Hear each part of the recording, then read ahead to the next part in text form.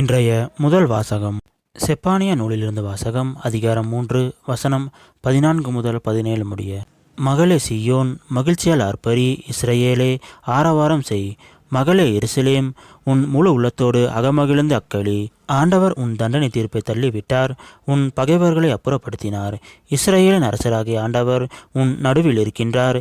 நீ இனி எந்த தீங்குக்கும் அஞ்ச மாட்டாய். அந்நாளில் எருசலேமை நோக்கி இவ்வாறு கூறப்படும்: சீயோனே, அஞ்ச வேண்டாம், உன் கைகள் சோர்வடைய வேண்டாம். உன் கடவுளாகிய ஆண்டவர் உன் நடுவில் இருக்கின்றார். அவர் மாவீரர், மீட்பு அளிப்பவர். உன் பொருட்டு அவர் மகிழ்ந்து களி கூறுவார். தம் அன்பினால் உனக்கு புத்துயிர் அளிப்பார்.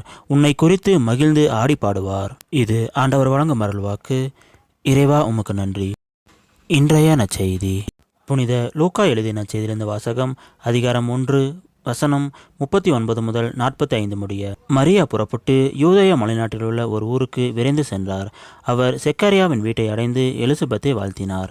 மரியாவின் வாழ்த்தை எலிசபெத்து கேட்டபொழுது அவர் வயிற்றிருந்த குழந்தை மகிழ்ச்சியால் துள்ளிற்று. எலிசபெத்து தூய ஆவியால் முற்றிலும் ஆட்கொள்ளப்பட்டார். அப்போது அவர் உரத்த குரலில், பெண்களுள் நீர் ஆசி பெற்றவர், வயிற்றில் வளரும் குழந்தையும் ஆசி பெற்றதே. என் ஆண்டவரின் தாய் என்னிடம் வர நான் யார்? வாழ்த்துரை என் காதில் விழுந்ததும் என் வயிற்றின் உள்ளே குழந்தை பேருவகையால் துள்ளிற்று. ஆண்டவர் உமக்கு சொன்னவை நிறைவேறும் என்று நம்பிய நீர் பேறு பெற்றவர் என்றார். இது கிறிஸ்து வழங்கும் நற்செய்தி. கிறிஸ்துவே, உமக்கு புகழ்.